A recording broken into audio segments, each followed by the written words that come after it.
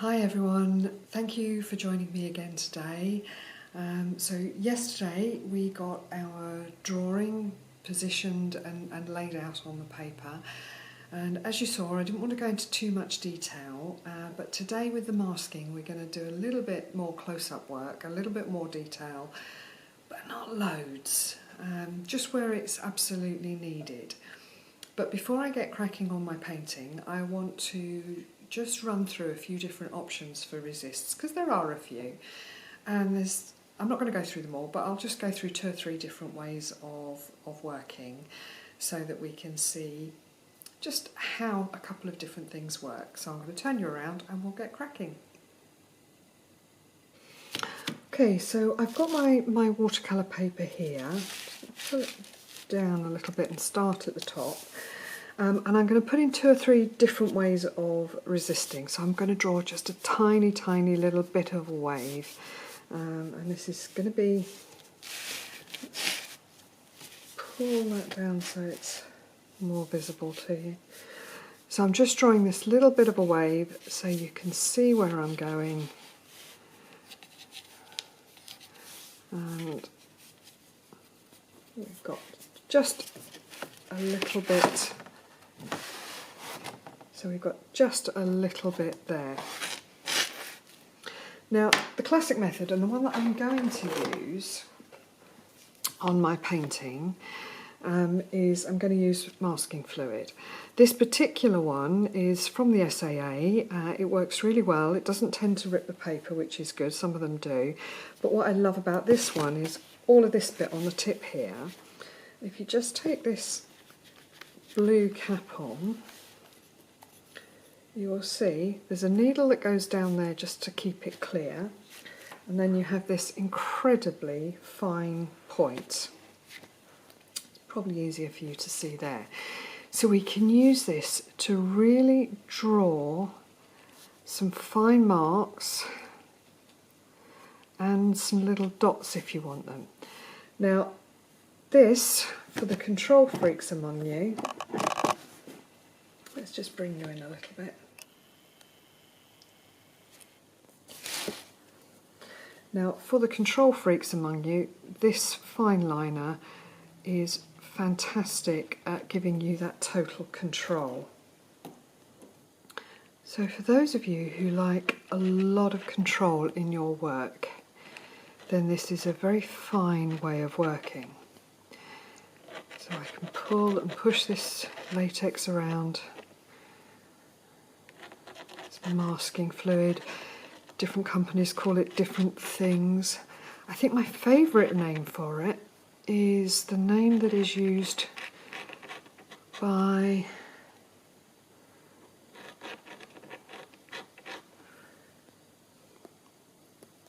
who is it? I'm trying to remember my favourite name for this, and it's called Rubble Crepe.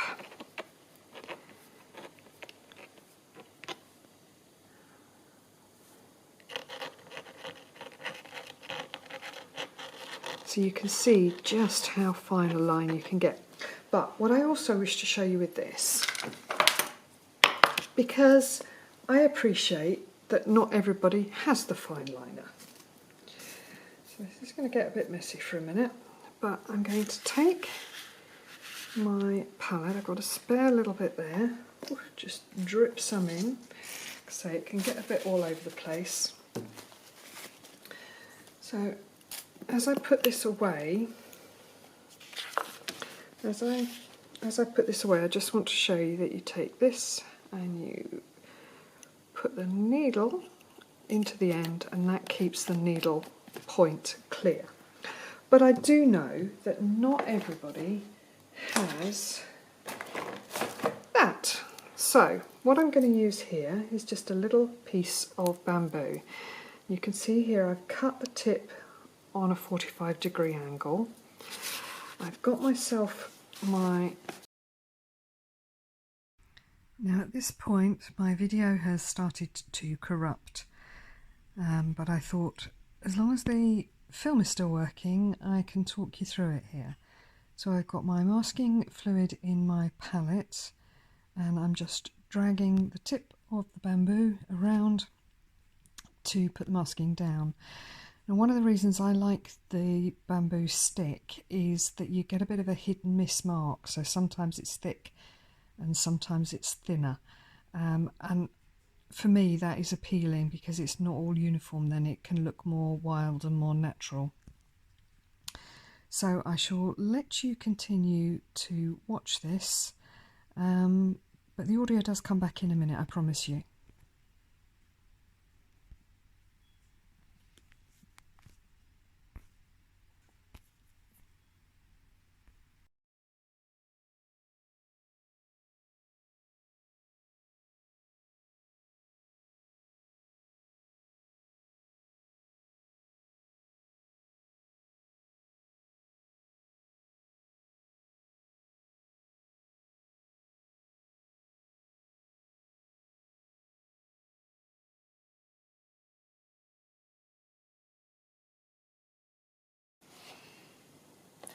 So for this one I'm going to use some oil pastels to create my resist on the paper, just to show you an alternative. So I'm going to grab the white one first, but I'm also going to grab a sort of, I want a pale grey or a peachy colour. I'll try a couple of things out. So as before, I've drawn the edge of my wave out. I'm putting some of this oil pastel down. Now it's very difficult to see, which is one of the problems of it. White pastel on white paper. Just making some marks there. Now underneath I'm going to put a couple of white resists, but I also want to try and grab a couple of other colours as well. Now you can't see any of that at the minute. So let's see what colour I will use. Let's have some Naples yellow, and hopefully you can just about see that. I also want, I'm going to use this one which is grey rose. So this is putting a little bit of shadow onto my froth and my white.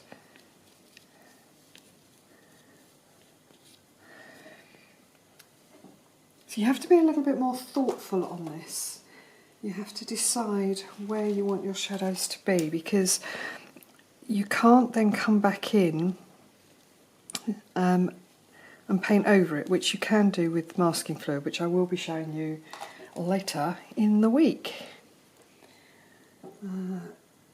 Let's try, what have we got here? Just going to use a little bit of grey as well. Just one or two little bits. Now once we've done this, the advantage of this is we don't actually need to wait for anything to dry. So I can grab my brush and come straight in and start painting. So in my area underneath the wave, see, I can just come straight in here and start painting.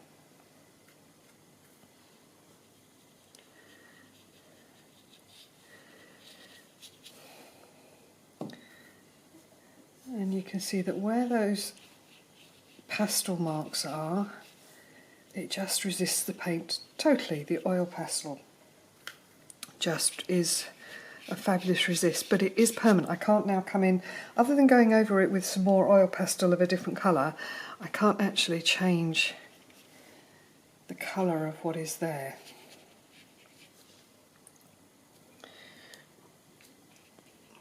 Soften that edge a little.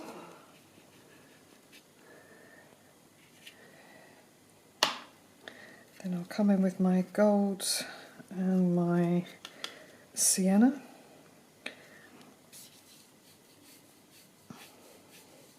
Again, you can see where I've put that resist down.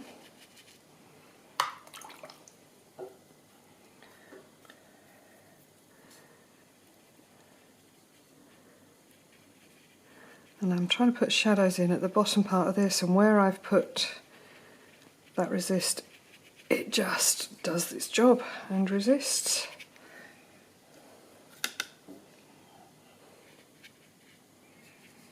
And it doesn't matter how many layers you put onto this, it's not going to then start rubbing down and allowing you to colour it. It just is resisting. So I can come back in here with some darker. So this is a fab technique, but you have to be quite thoughtful in how you use it.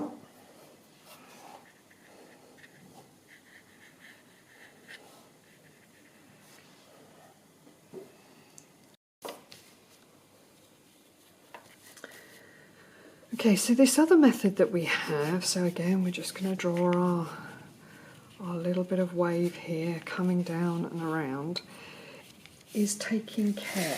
So let's move this across a little bit, you can see what I'm doing. Now this involves just painting with your watercolour, but taking a great deal of care to not paint where you don't want to do it. So you're having to negative paint around it. So we've got this area down here, and again I would suggest you start gently and build your darks up, but underneath here I've got some shadow coming underneath my wave. But then where I've got these little bits of foam and froth, I'm having to just be very careful. I'm going to yellow this down a little bit in leaving areas white. And this is what can make working with watercolour to do seas quite a tricky one. And you'll see at the end there is absolutely nothing wrong if you decide you need to in coming back into it and adding some gouache or acrylic on the top. But if you want to be a purist about it, we have to just leave these spaces clear. So if you're doing this method, it's probably worth drawing them all out first, and that just takes a lot of time.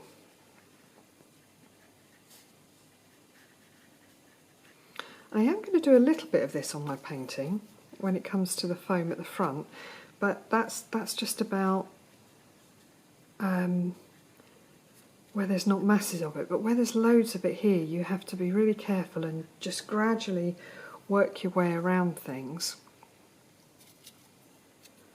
So you can see I'm just taking my time and working around the froth and the foam. So it works, it's again just takes a little bit of brain power. And then you just gradually build up your darks around those foamy shapes.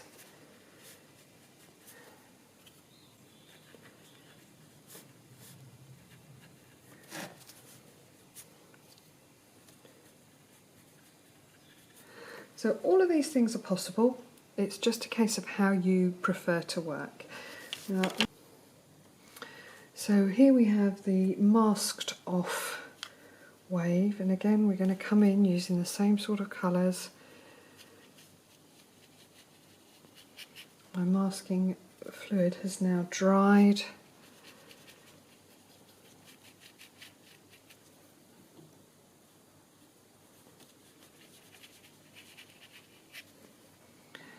And I can be a bit more liberal and a bit freer with how I apply my paint, because I know that is preserved.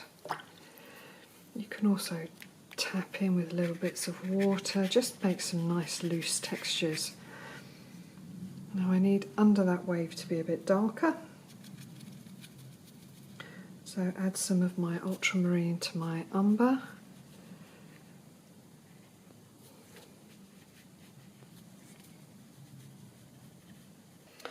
Now I promised just to show you a little bit more about the dry brushing, so I just want to show you here. You can just about see the texture of the paper here. This is a £140 knot, so it's got a bit of texture but not loads. So what I'm going to do is I'm going to take my brush and I've put the paint all the way along the shaft. So instead of just dipping the tip of my brush in, I've kind of made sure I've rolled it around in the paint. And so I've got it all the way up the shaft. And I'm going to lay my brush down. So instead of painting with it on, I'm laying my brush almost flat on the paper and I'm just dragging it across the top of those bumps on the paper. And that's all that dry brushing is it's just being very careful with the side of the brush. So if I bring this along, I'm going to deepen this colour down with some of my brown.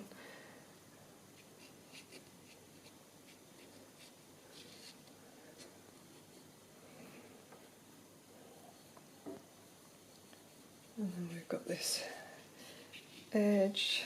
There we go, got a bit of a waterfall coming down. And now I've got my wet brush. I'm using the tip of the brush so it creates a different pattern. I'm just softening the edge of that foam. And then we will have, there we go, we can have a few trees at the top of our waterfall.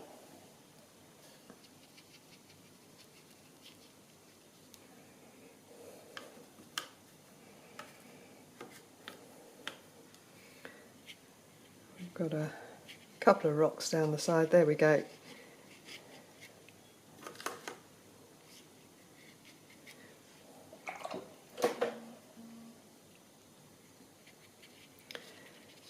So there we go, just our little vignette.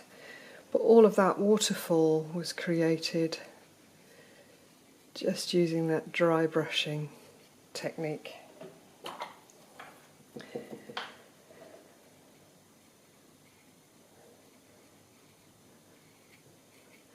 But that's the dry brushing, is just laying the brush down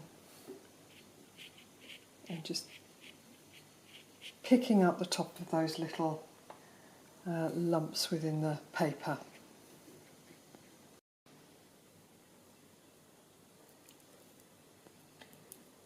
So I'm immediately putting some little splashes in. Doesn't really matter what order you put this in, it's just whatever you're comfortable with.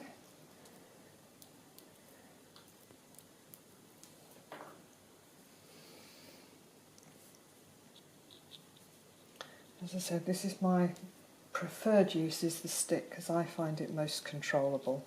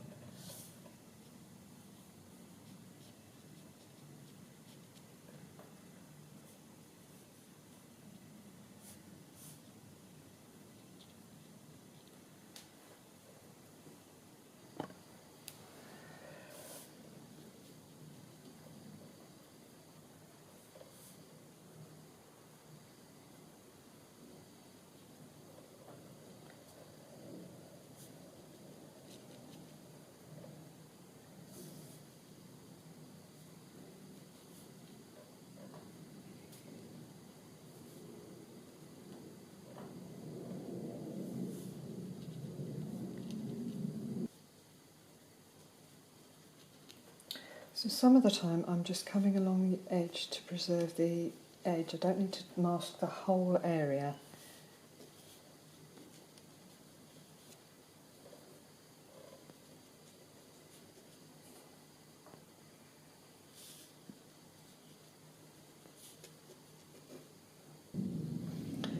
There's quite a lot of froth and foam going on this one, so I'm putting quite a lot of masking down.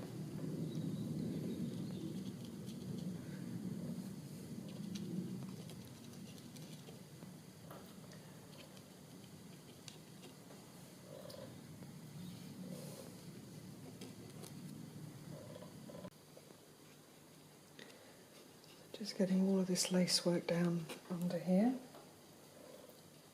And actually it can be quite therapeutic, quite restful. And I'm definitely focusing on this sort of central plane.